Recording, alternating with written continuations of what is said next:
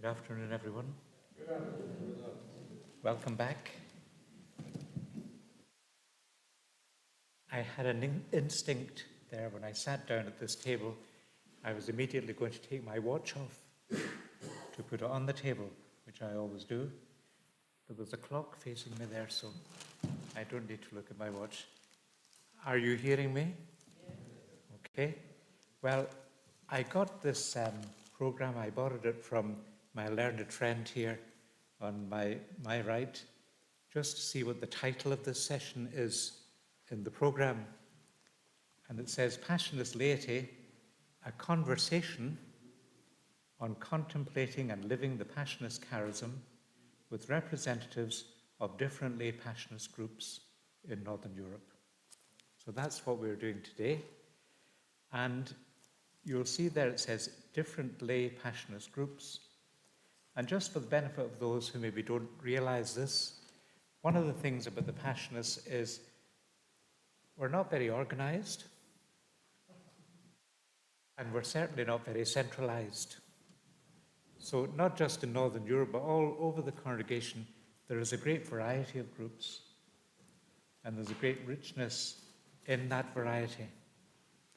And these groups began in different ways, and often with a different focus within that broad spectrum of the Passionist charism, and often with a different way of expressing their commitment to the Passionist charism. So it's not about, one size fits all, this session. It's not about achieving a uniformity, but rather it's about hearing the richness of these different experiences. And I have here with me at the table representatives of three groups which exist in these islands. The Passionist Companions, and Mary O'Brien is representing them, and they have groups in Ireland and Scotland, and there was a little group in Paris. I don't know if it's still there or not. The Community of the Passion, which is here in England, and two representatives of the Passionist Young Team who are with a third representative also, and Father Gareth, who works with them, who have come down today from Glasgow and are here for the afternoon. And I have two questions I'm going to ask them. And the first one, which we're going to focus on at the moment, is about learning about your group. So, what is your group? How does it work? What's it like? All that kind of stuff. And then later we'll go on and look at something more about yourself in that group. And there'll also be a chance in the session for, depending on time, for people to intervene from the floor. And then this will continue in the second session. And again, we'll have a little synodal experience in the second session like we did yesterday with Patricia. So the whole afternoon is dedicated to getting to have a sense of Passionist laity and what that experience is like. So tell us about your group, what it is, what it does, how it works. Who's going first? I think you'll go first, Pascal. You might as well, and we'll move along the table. Thanks, Paul Francis. Good afternoon, everyone. I feel I'm here under false pretenses because the title of this afternoon's session is Passionist Laity, but as you're about to discover, the community of the Passion is predominantly laity, but also made up of some vowed members as well. Okay, so perhaps that makes it a bit unique in that sense. You'll see various images flashing across the screen just to help explain who the community of the Passion are, how they work, what their characteristics are, and so on and so forth. Yeah. You couldn't tell the story of the community of the Passion without mentioning these two Passionists here. Of course, the chap on the right, many of you will know John Sherrington, CP, and on the left, yeah, get my right and left correct. And as you look on the right, you can see John Kearns, of course, yeah. To begin the story, you'd have to go back to John Sherrington and his time as chaplain of a charity called CAPS, and CAPS stands for Catholics for AIDS Prevention and Support. Okay, John spent many years working alongside people who were HIV positive, living with AIDS, and so close did he get to this group, so identified with that group did he become, that at one point he described them as Passionists. You're living out the passion yourself. Yeah? The group itself expresses its faith through, more recently, something called positive faith, and I'm hoping that later on Vincent will say a bit more about that.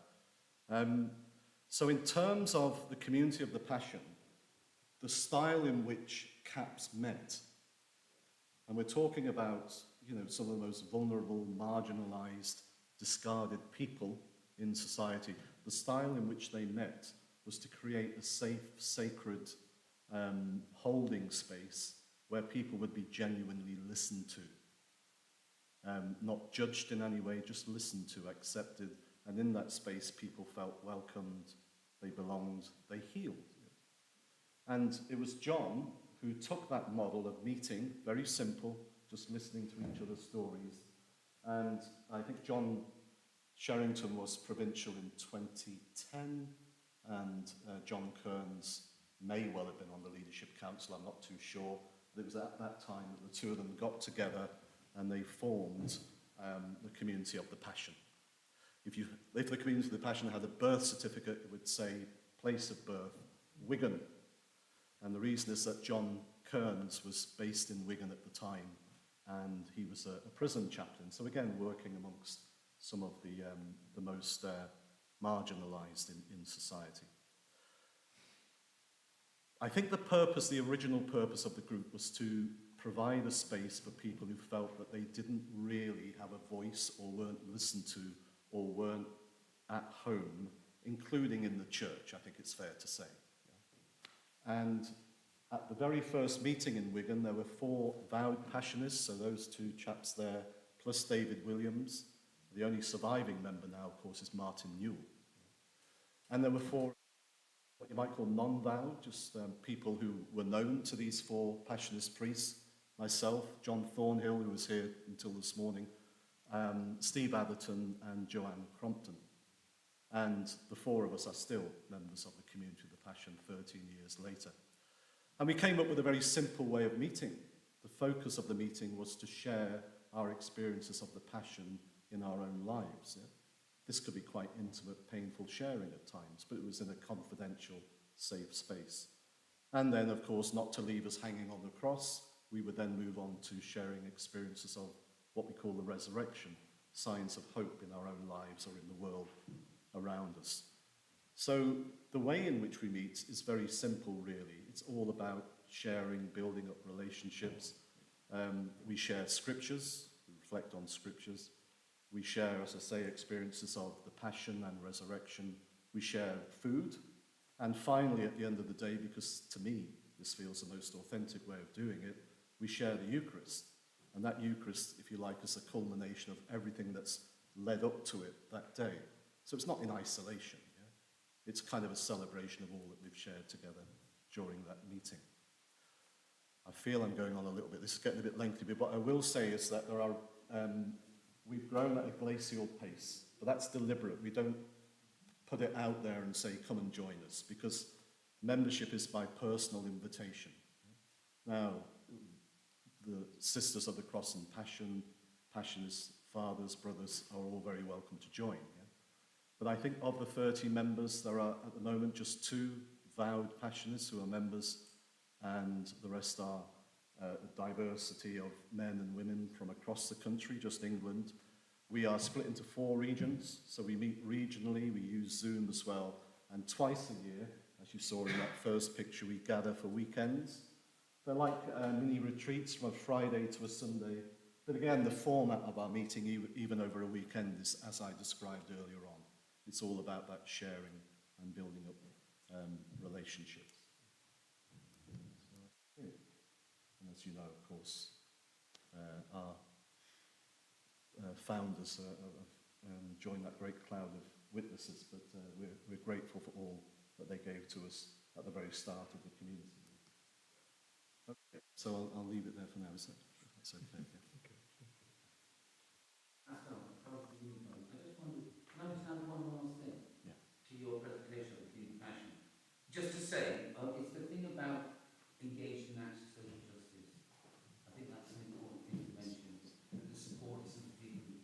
Oh, thank you. It's the element of, Pascal mentioned the element of helping encourage people in faith who felt that they weren't nourished or sustained in the usual places in our parishes. But it's also important to say that these are all people who engage in some way at what we would call sites of suffering. So committed to struggle in places of social injustice, for the kingdom, if you like, and feeling unsupported in their faith. And very often they might be the only person with Christian faith in that particular place or situation. So things like the climate change movement, extinction of that, people with HIV, other forms of activity. And I think that was a part of the criteria for inviting people to come, in a sense, likely to understand the Passionist character. Yeah. No, that's a vital point, and just very, very finally, sorry, Mary. I'm going to borrow from the idea of Rick this morning about the Trinity and the ebb and flow. Yeah? So I think members are already engaged at these sites of suffering that Vincent mentioned. So what the community provides really is that resting point, that place of, being, before we go back out again, that place of recollection and rest that Rick referred to this morning in his Trinitarian talk. Yeah, thank you. Hi, I'm Mary O'Brien. I'm with the Passionist Companions, so within the province of St. Patrick. Having listened to Patrick, I think we've a very different founding. Father Martin Coffey invited us possibly over 15 years ago. 2006, there you go. It's 17. He invited us he invited lay people to consider if there was a reason for us to come together, and if we could find a meaning in our lives to come together, that the Passionist charism might be meaningful to us. And we started off with a large number of people coming together, I think, throughout the whole province. But now there are about 7 or 8 of us that meet regularly in Dublin. Now I know, I think there are a group in Scotland. Just the COVID kind of broke down the connections. But our raison d'etre, if you like, was not so much about going out to do action. Although I suspect that every member of the group when I consider who's in our little group, in their own ways and how they live out their lives is very much influenced by being a member of the Passionist Companions. But we were, when Father Martin Coffey asked us to look at it, we looked at various lay associations, and I think we fixed on, I think it was Father Gary Perrett's idea of Passionist Companions, which existed in Australia, and certainly for the first early number of years, Father Gary used to bring out a monthly, on the internet, a monthly, if you like, program to consider, that we would consider at our meetings. We gather once a month. And when we gather, for a long time, we used as the basis of our gathering the letters of St. Paul of the Cross. And we would have looked through many of them and found a lot of inspiration in them. But I think ultimately, from being a large group, I think the group that meets now, and as I say, while we're only 7 or 8, we would all have believed. I mean, I know, well, speaking for myself, when the group was formed, it was like giving meaning to something that was already in my heart, and it gave me a voice and a place within the Passionist community. And I think that was important, and it's still important for those who are members of our group. We come together once a month.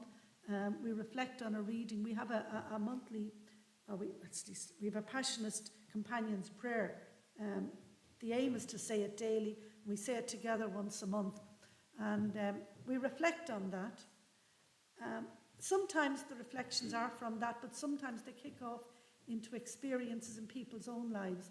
So, for instance, I'm just thinking, when I was listening to Pascal there, one of the members of our group is a nurse who was seriously challenged. She works in a maternity hospital when abortion came in. And the group, through being a member of the group, she got great strength to create within the hospital a support group for those who didn't wish to participate in abortions. And Elaine is her name, I know she would say that being a member of our Passionist Companion groups and understanding how the suffering and the passion of Christ, it's all about giving us a love and a strength to act in our lives in a way that reflects that. I know that it mattered hugely to Elaine. And we have another lady who was going through her own personal challenges, and being a member of the group, it gave her hope that there was hope at the end of it. And through understanding the sufferings and the cross and the resurrection of Jesus. The resurrection is the hope at the end of it all. So we're just a very small group. We meet once a month. We don't have any action we go out to do, but I do believe that how we lead our lives is influenced by being passionist. My piece is short.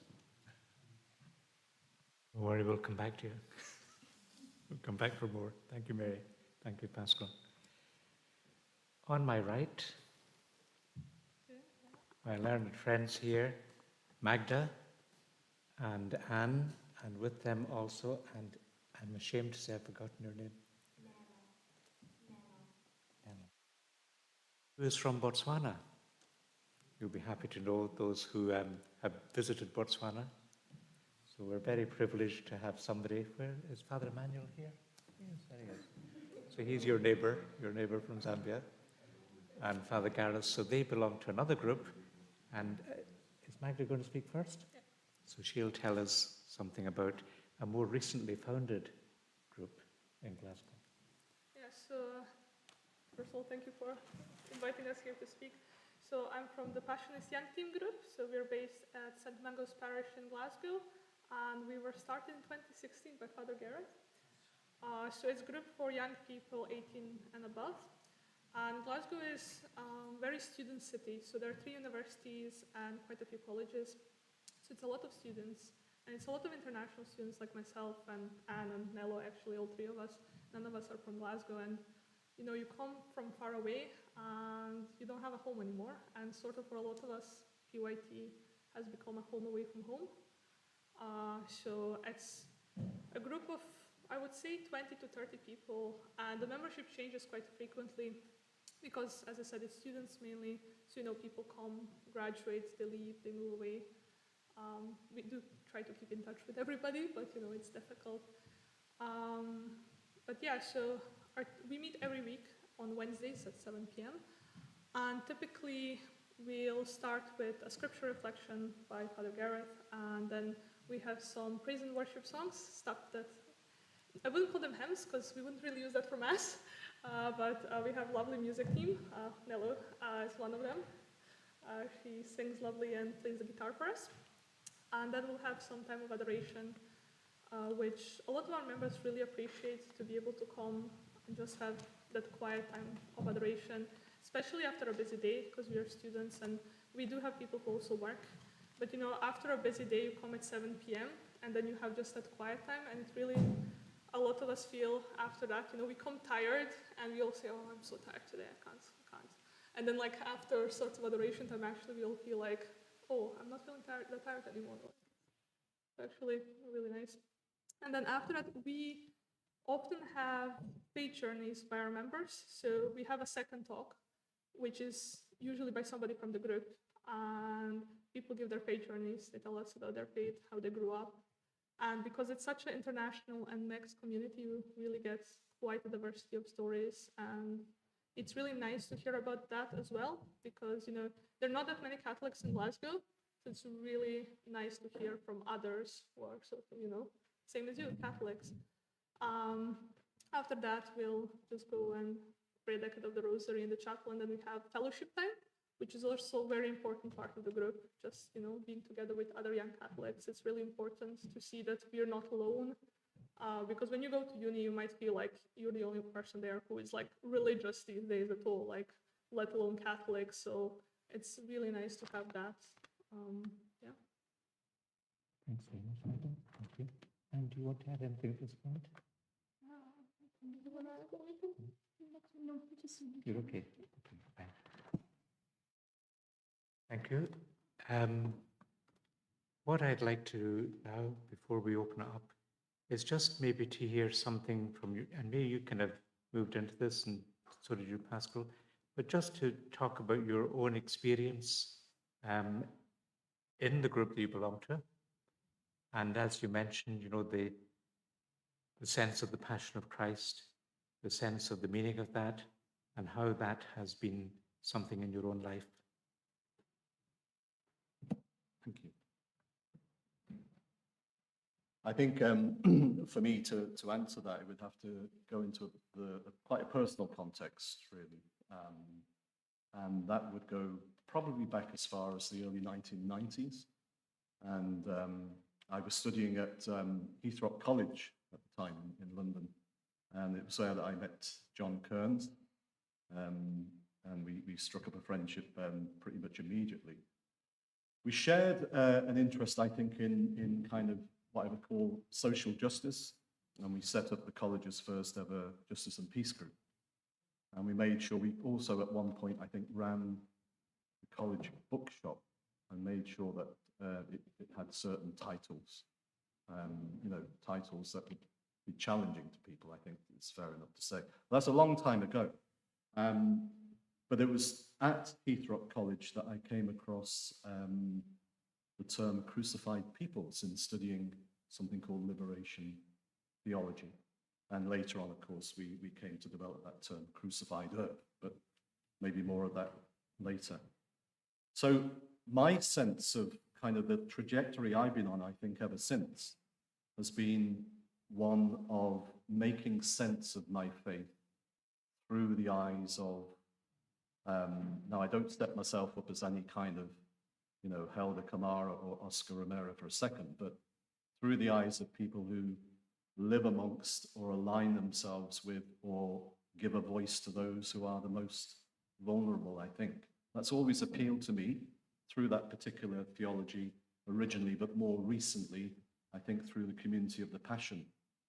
And in terms of the Passion, well, no one can avoid suffering. But when you're in that suffering, what you need is the support of, I think, a community of like-minded people, people who pray with you and listen to you. Because when you listen to people, that genuine level of encounter is risky because it invites you to change. And that's my hope, by the way. I'm going all over the place, but that's my hope for this synod journey that we're undertaking, that people will really listen to each other and risk changing, perhaps. But to get to the nub of it, it's easy to get stuck, I've found, in the passion itself.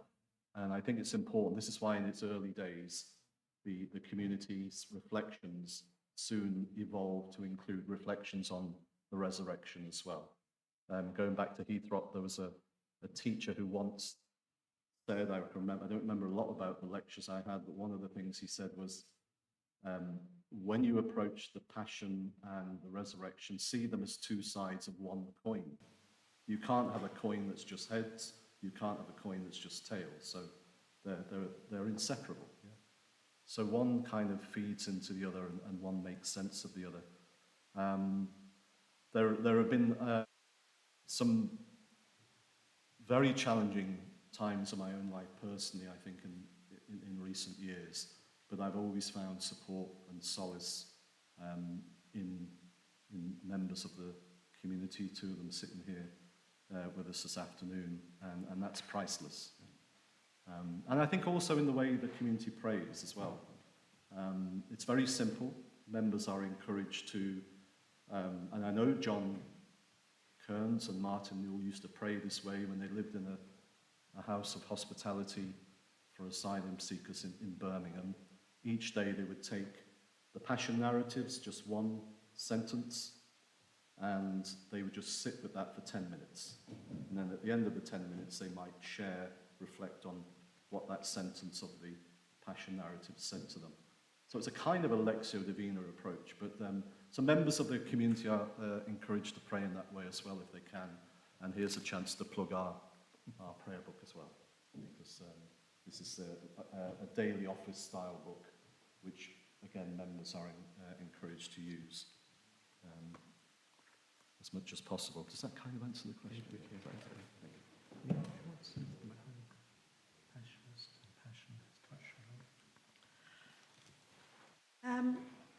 I suppose I would probably come personally from the approach that you sort of don't lick it off the stones for a start, that you're formed by the people you surround yourself with in your life, or the people who are part of your life.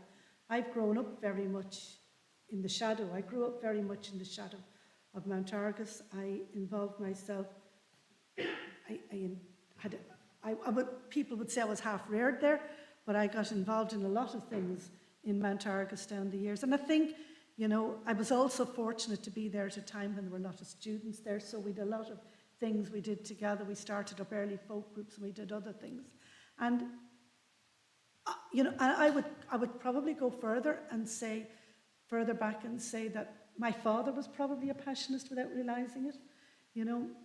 My dad served with the RAF in India, and he would tell us that what meant home to him more than anything was a picture of the gates of Mount Argus. And it wasn't the gates, it was what Mount Argus stood for. I firmly believe that. My dad lived in the house in Larkfield since he was 7-year-old.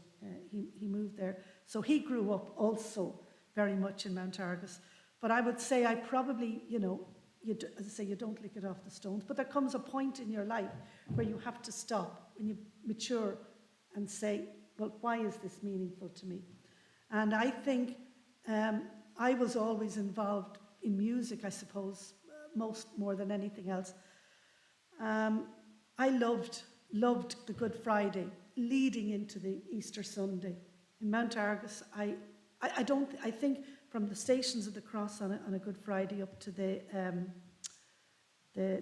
Passion, the Passion service in the afternoon, I think I stayed there the whole day anyway.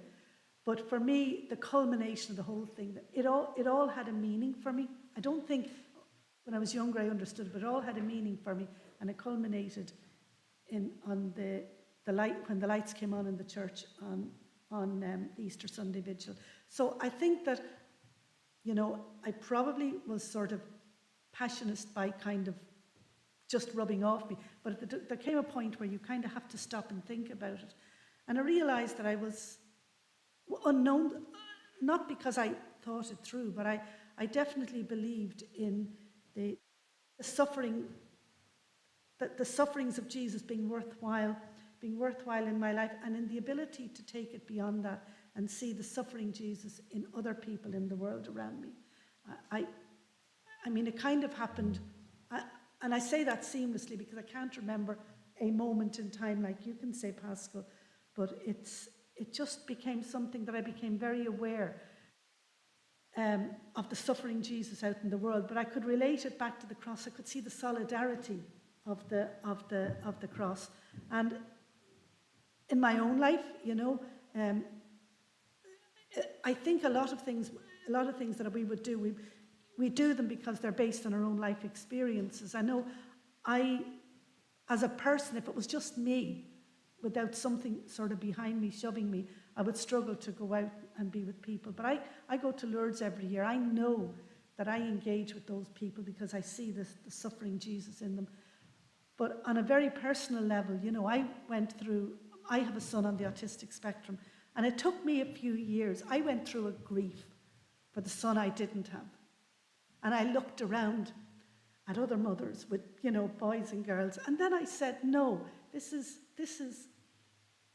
I can see the hope in that. And that was meant to be, because I can bring something to Ethan's life. I firmly believe it.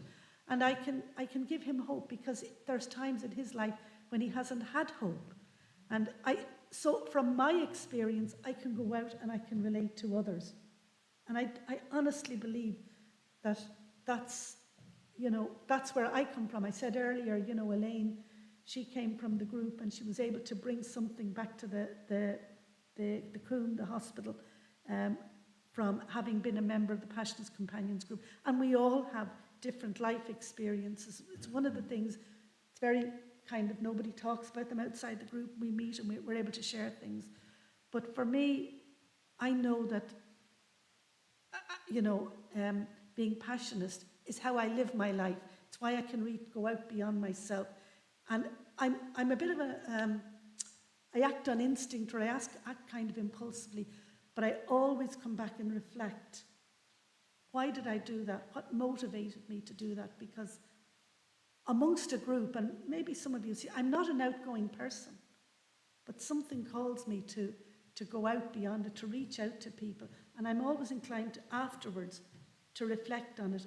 And I come back to the cross again and again for me, you know. So that's my story.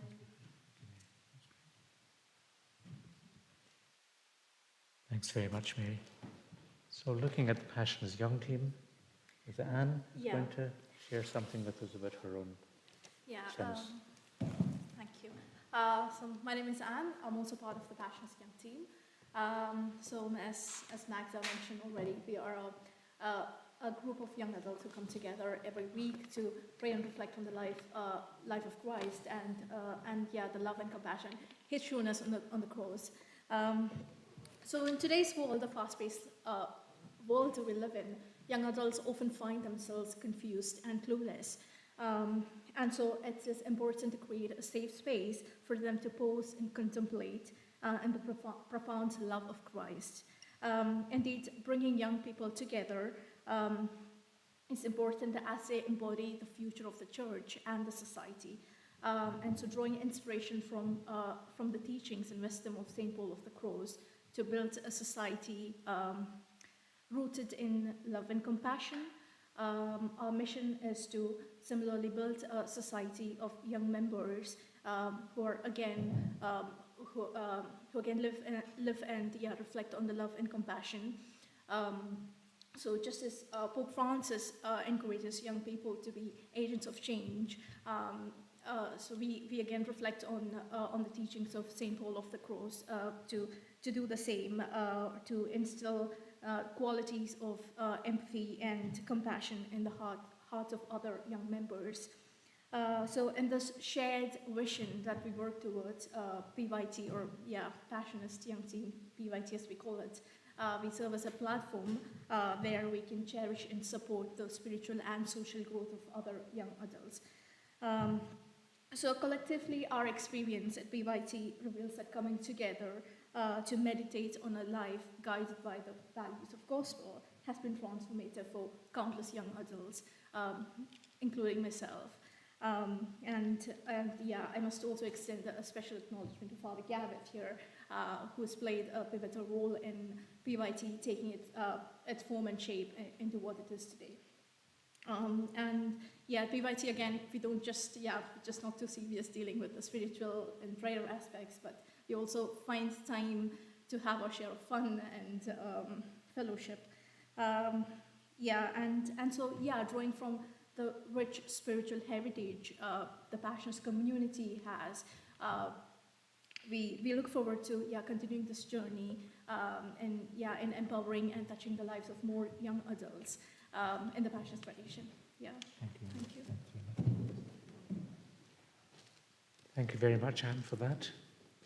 I want to just widen the conversation a little bit, and I'm going to ask Father Frank, and he got it already, to volunteer at this stage, because this is a conversation, it's a listening session, and what we'd like to do is maybe hear some more of the lay Passionist voices.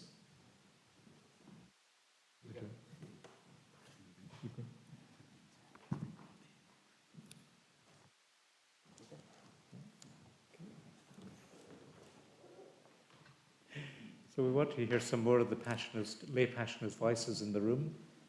And, you know, in our Passionist regulations, it talks about the laity who share our life, charism, and mission. That's how it defines this connection that we have. The laity who share our life, charism, and mission. And there are a number of people in the room here who share in the Passionist life, charism, and mission as laypersons in the church. So we want to just broaden the conversation. Father Frank has got a mic there, and he will, as you indicate, he'll move around and maybe just listen, continue the listening with some other voices in the room. If you'd like to share your own experience of being someone who shares as a layperson the life, charism, and mission. Martin. I have a point of order. Yes. Can we speak much slower, because I must translate it every Sure. time. And maybe the other Dutchmen also. So, and not only the Dutchmen, you know, so for the benefit of those who don't have English as their first language, please, when you're speaking, just be aware of that and try to get a good pace, which is not fast. So, anyone like to? Yes, Joyce. David, start with David first. I feel a little bit of an imposter, but for those of you who don't know me, I'm David. I've been associated with Minstregers for the last 20-something years. There's a man sitting in the corner there who knocked on my door one night and said, "I understand you're new here," or something like that, and got us sucked into the Minstregers trap. And we never looked back. And for more years than I care to remember, I've been involved with the retreat program here at Minstregers. And I recall during the height of COVID, when we were allowed to, that our retreat theme was reflecting on the themes of the 300th Jubilee, or the Jubilee for the 300th, or the tricentenary of the Passionists. And one of the themes that we focused on during the course of those weekends was really the moorings in the marshlands, and how we here at Minstregers are providing potentially moorings in the marshlands. But it struck me more and more over the course of the last few months, under the guidance of this man sitting to the right of me, that actually we should perhaps think of being more than moorings in the marshlands. And I think someone talked about this saying of Paul of the Cross a couple of days ago, where the Passion of Christ is a sea of sorrows, but it's an ocean of love. And I think here at Minstregers we have a unique opportunity to help people dive into that ocean of love, which is a little bit more enduring perhaps than being moorings in the marshland. You know, we get people who come here on a Friday evening and leave after lunch on a Sunday, and I'm not saying we abandon them. We hope that we've given them something over the course of those, 50, 60 hours or whatever it is that they spend with us. But then we're very much left them to do something themselves with whatever they've taken away from the place. So one of our, this next year, 2024, sees the 75th anniversary of the arrival of the Passionists in this place. So we're going to treat that as a bit of a jubilee year. And our retreat theme is going to be the saving and transformational power of the cross.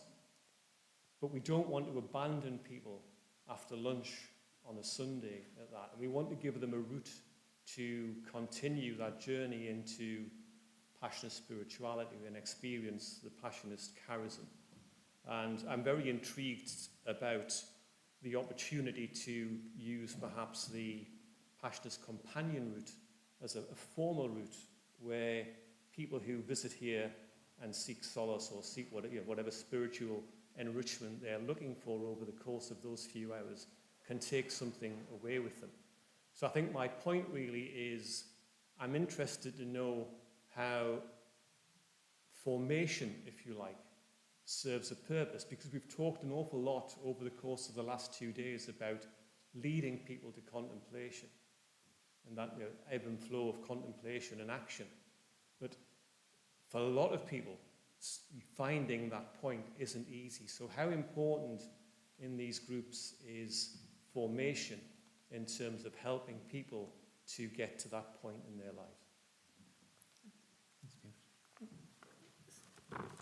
Just in terms of the Passionist Companions, we have a 7-step formation program, and it's based very much on our Companions prayer. We take the, prayer, solitude, the various steps that we have. I can't even remember it now. Haven't got it yet. But we have a 7-step program that we work through, and we don't, each month we take, for new people coming into the group. Have you got it? No.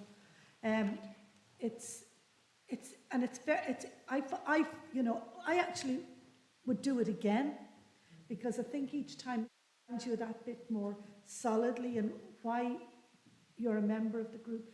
But it's based very much on the teachings of St. Paul the Cross and his the way he would set out how the life of the Passionists would be, but taking it into a lay context, conscious that we have a lot in our lives.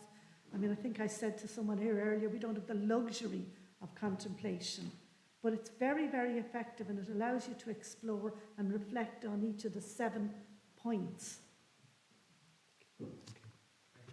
Joyce? We're not going to get into big conversations back and forward at this stage. We're just going to try and hear voices. I'll note some things like formation that come down, and we'll try to come back to those. So Joyce is going to say something, and then Patricia is going to say something after that.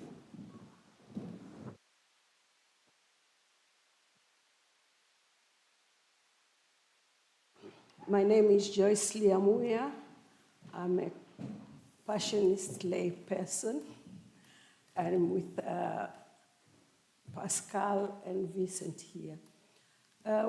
I just want to give another side of this story, because yesterday I spoke here, and sometimes maybe some people felt I was a bit radical. Yeah, those doors are closed, and there are people still who feel the doors are closed. So I'll take one specific group, which is HIV/AIDS.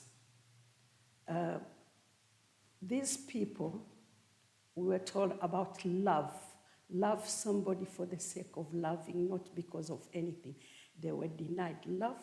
They were not wanted. They could not talk even to their own parents or sibling, no social group. They were stripped off of everything. And when you see that cross, you want to go home. You come to the church, you feel the same. Fortunately, they got Father John Sharrington, who listened to them, who took time to give them that dignity which they have been stripped. Because in the early ages, people don't know how serious it was. 45 million people died. And 3 quarters in sub-Sahara Africa. And when the drugs came, they were just for the very minor who were in the Western world. So there are people whose village were wiped away. Grandparents who were looking for to be taken care of left with not sure if these children are going to survive or not. And those who found themselves in different countries, they all brought themselves to different countries. They didn't have the language. They didn't know the rules of the game. They had so many stigma attached to them apart from the disease itself. And they were forgotten, and the doors were closed. And we are talking of Jesus who touched the leper. Just 2022, the figures are there are 35 million living today, and 630 died. But how many times in our parish do we say anything during World AIDS Day? The people who were affected and infected took arms and held themselves together without caring the color, the sexuality, or whatever. But they said, if we hold each other, somebody will listen to us. And you saw the different marches, and that's why the government had to do something. But it was started by the people who were suffering themselves and their relatives, few relatives who knew about it, to shout and scream at the top of their voice and hold each other. In the beginning, even they didn't have the medication. So it was just a matter of sitting, listening, encouraging, cuddling. And so you know somebody is going to die. And the Passionists, you have become, you are the first pioneers, because this thing started in the Christian world. In the world, I think we're among the first cup. And we are grateful for that. But even after 25 years, which was celebrated, and 20 years of positive faith, still we feel we are in the back burner. And that's why we are saying religion is good, but Jesus gave people a holistic approach to their life. Spiritual, body, mind, and joy, to be joyful.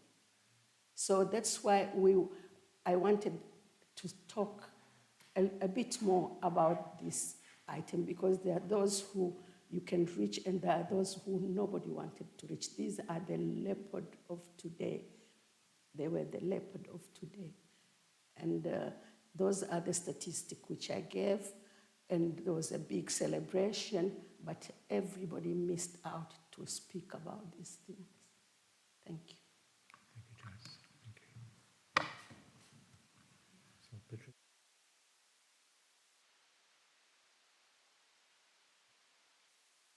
Thank you. Just to share maybe a wee bit more about the companions. I was, some time ago, a parishioner in Preston Pans, which was a Passionist parish. And there was definitely a sense that there was a particular flavour to that parish, and there would have been probably experiences annually of retreat time and missions and so on. And then, of course, there came a point where the Passionists definitively decided to leave the parish. And I would think that they were, well, I think the people were bereft, really, because they felt that it was, the Passionists were their thing. But anyway, there had been a few of us anyway who had gone back and forward to Dublin and had taken part in Companions meetings initially. And so after the Passionists left, we decided that we would continue to meet. And for about 3 years, there was about 13 of us met, about monthly really, and kind of went through the companions process. And I can't really remember whether it was before or after the Passionists left, but like we worked on a book, a resource, which is a formation resource. I sat down and did lots of reflection questions and so on that could be used. And it's in a little book that's probably in boxes somewhere in the province. But that's a resource that's there. And I often think to myself that the potential of the companions hasn't really been fully realised yet, because I think it's got massive potential. And for me, it's almost like small Christian community experience together. And I think the realisation of the companions was that you don't need to have a Passionist priest around in order to be a companion. You're not a companion of a Passionist priest. You're a companion of Paul of the Cross. And that was a very, very big moment for that group. Yep.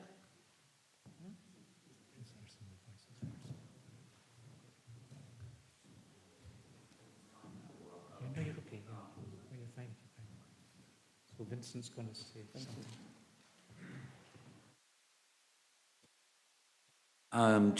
My name is Vincent Manning, and I'm the director of the charity that we referenced earlier, the charity for people with HIV and AIDS. Our stated aim is to be a voice for people living with HIV in the church and a Catholic voice in the world of HIV.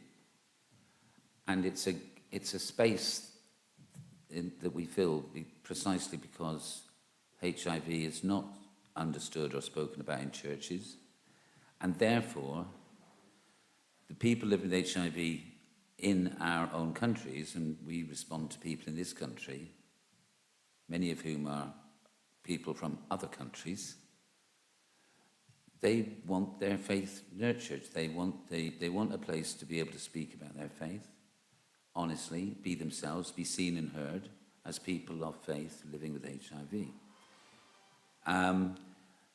Now, there's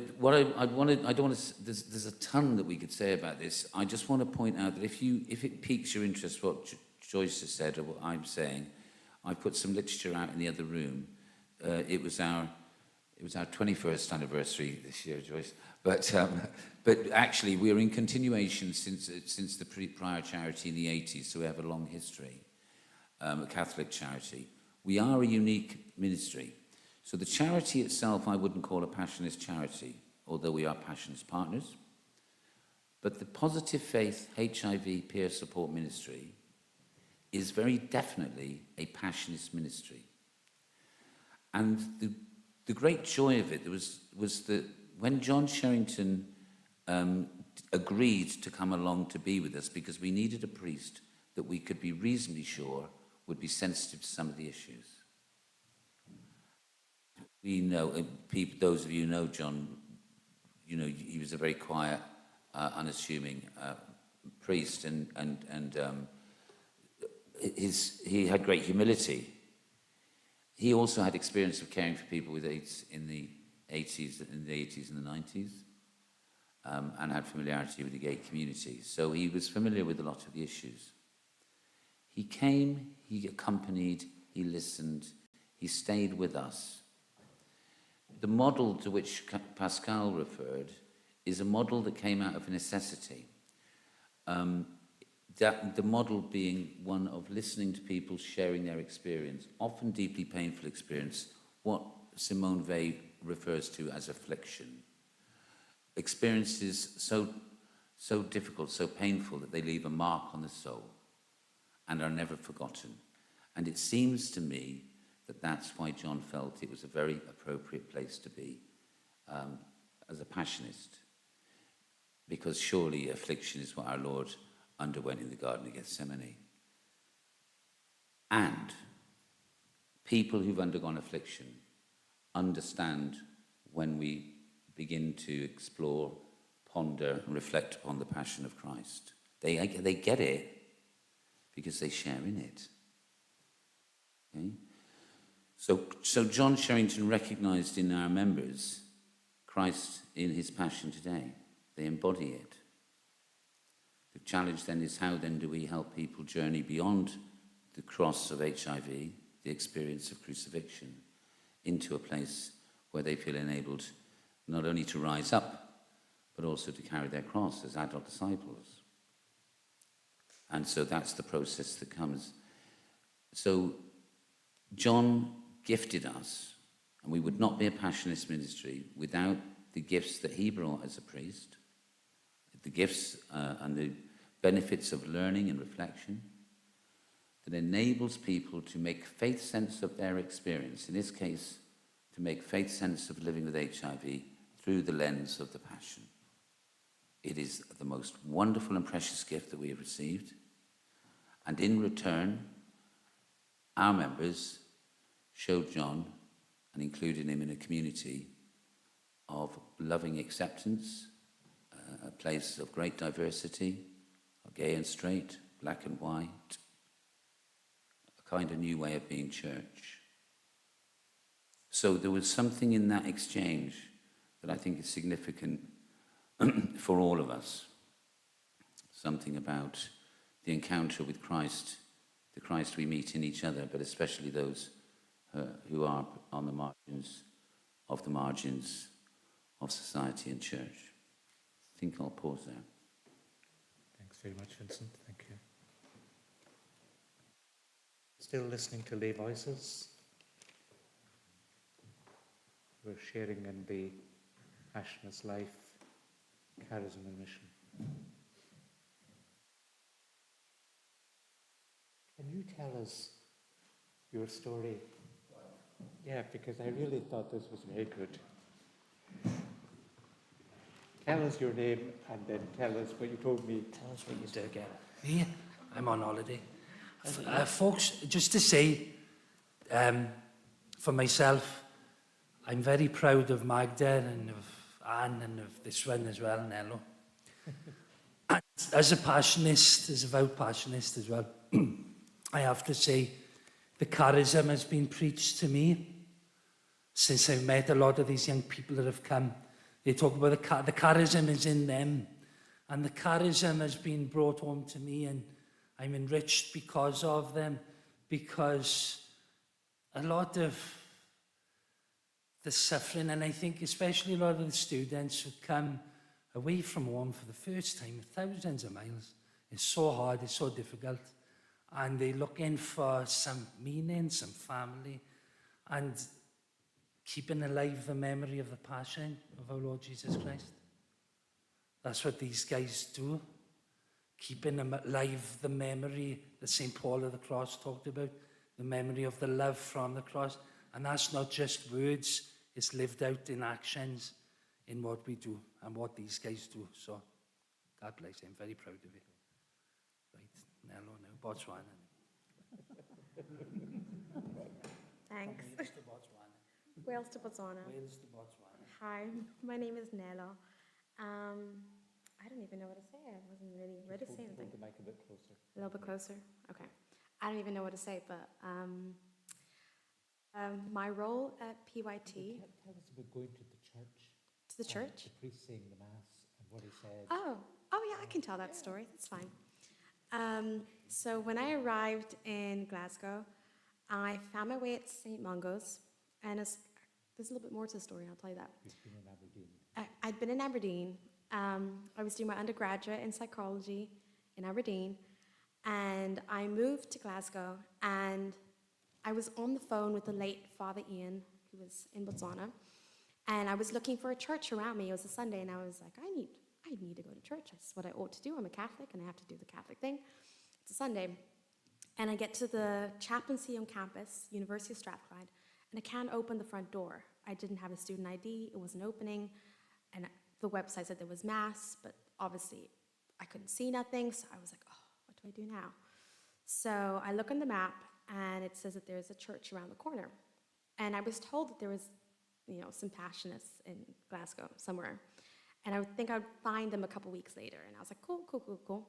Let's just follow this map and go to this random church and just, there's going to be Mass on in half an hour and I'll get there. So I arrive and I go to Mass and I sit in the second row, not really in front. And Father Gareth had just gotten back. Where are you coming back from? Belfast. And it was his first time saying Mass back. And I was there in the second row and I was a new student there and I really had a hard time, like a really hard time moving to Glasgow. I was homeless, not homeless, but there was no accommodation in Glasgow at all. And there was like a crisis and I was in a hotel for like a month and a half and I was just like this sad African kid with nowhere to live, didn't know nobody. And I get there and the first thing Father Garrett says before he starts Mass is, oh, I just like to speak to all the students here away from home. And like, you know, the first thing that happens, like my eyes just start welling and I just break down and I'm just crying. And I'm in the second row, like up front in the middle, like, you know, everyone can see me crying. And I'm just like, okay, just keep it together. So I keep it together throughout Mass. And then at the end of Mass, he says it again. And then I welled up with tears. And that's basically, at that point, he announced that PYT was a group, Passionist Young Team. And I think just from like the full emotional journey I'd been through in that Mass and like feeling so sad and homeless and like just, I was just like at the point where I was just like really needing that team and to be a part of something. And I went up to Mass and I quickly joined the team and then quickly became part of the music ministry, then quickly somehow made my way into leadership. It went quite fast, but I think the Passionist Young Team really represented something for me in that time that I really needed. Masters was very hard. I've just finished now, so yay. It was really hard, but I think Father Gareth and everybody in the team really has done a great job of like making everyone feel welcome and safe, and I find that sharing faith journeys, which I'm yet to do, I think it helps us really connect with each other, see what kind of struggles other people have had in their personal lives, in their faith journeys, different parts of their life, not just my sad story about moving to Glasgow, but everybody had some sort of issues that they had in their life that we kind of come together, we support each other. And I just said that I'm a psychologist, but it's like quite a passion of mine to listen to what people have going on, sort of show that there's hope at the end of the tunnel, walk people through things, and yeah, so that's kind of what I've kind of represented there in the PYT group in a sort of casual way. I think I like to support people. I love to hear and listen. And yeah, I guess that's my experience as a passionist, I suppose. Oh.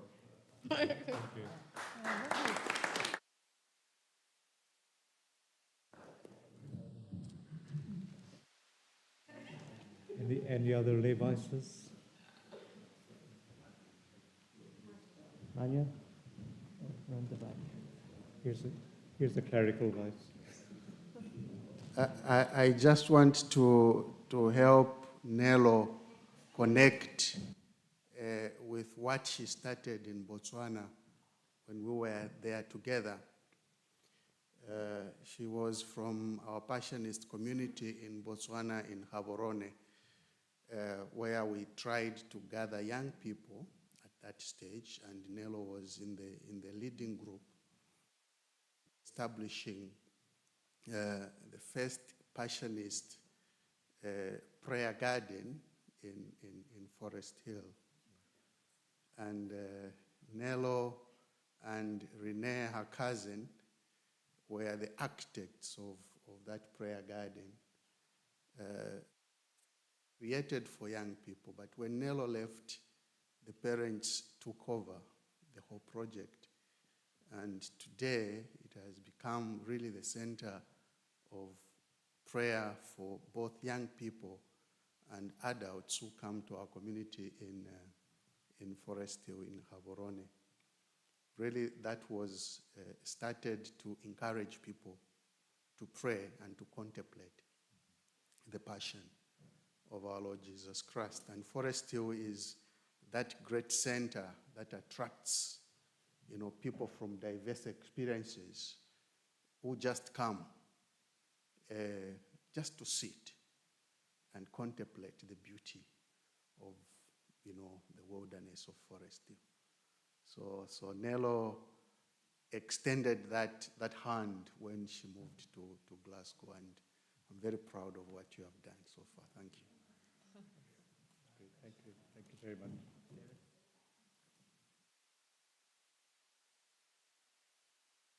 Do you want to say something, Marie-José? Why not?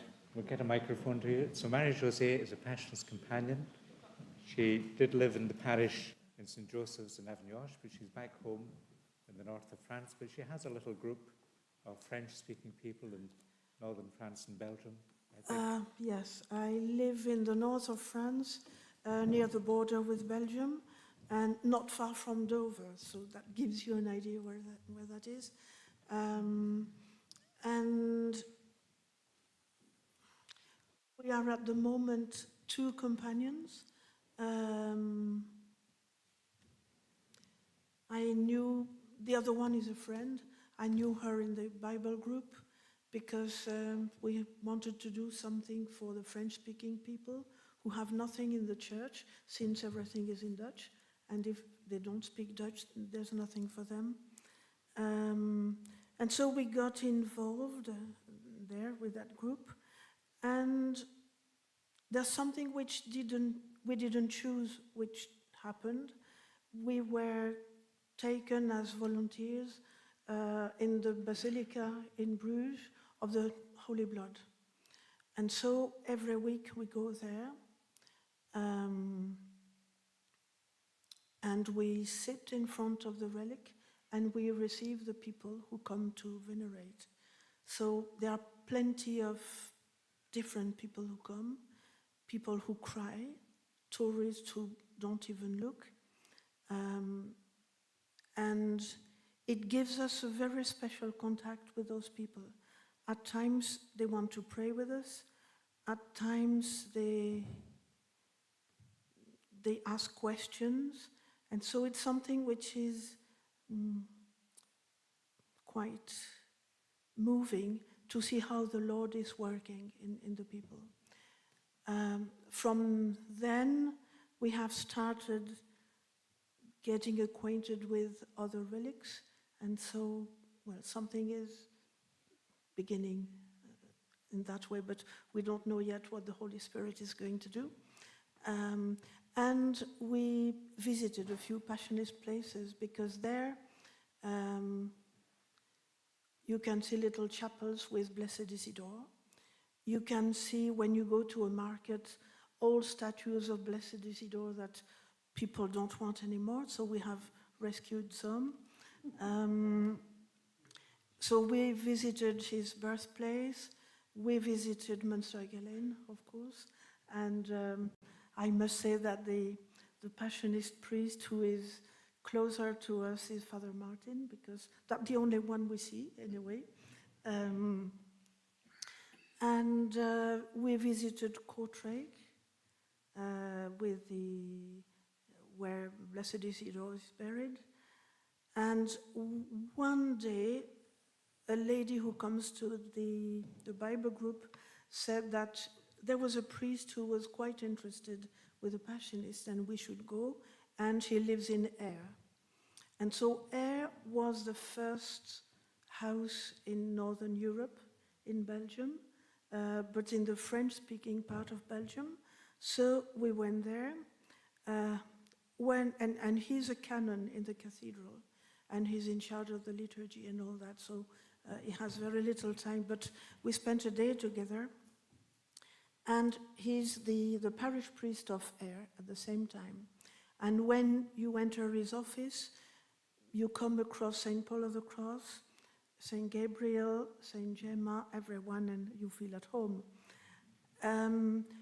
The thing is, he had never visited the old Passionist church because it's closed for safety reasons, because bricks are falling down. So I prayed hard and I said, Lord, if we are here today, we have to visit that chapel. And I came across a man who had the keys. and we could visit the place. It's most impressive because you see all the Passionist saints on the ceiling. That chapel was used for prayer groups. The Passionists left it years ago. It was still used until maybe 2 years ago. And now it's becoming a ruin gradually, which is very sad. It gives us also an impression of what we feel in the church at times. There are a number of churches, and one we know well in Flanders. I went to Mass there every day for years, and now it's going to become a library or whatever. So we suffer a lot from local things we see in the church. We have the opportunity to meet a lot of people who look for answers, who want to know more of the Lord, who maybe wouldn't dare go to Mass, go to the sacraments, but they come to the relics because there it's easy. They can just be there. And we feel we have to be there too, to welcome them and try to get them a little further on the way. So that's it. It's simple. Thank you. Thank you very much.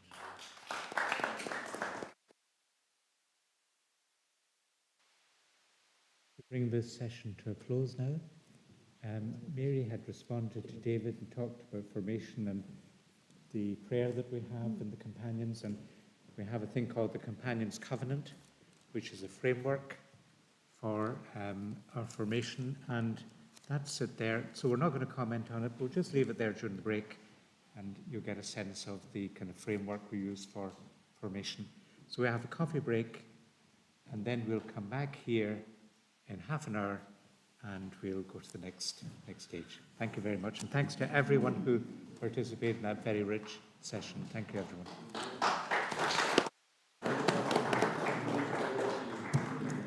Francis, what's the next session about? Is it small groups or? Well, talk to Patricia first and take advice. Okay.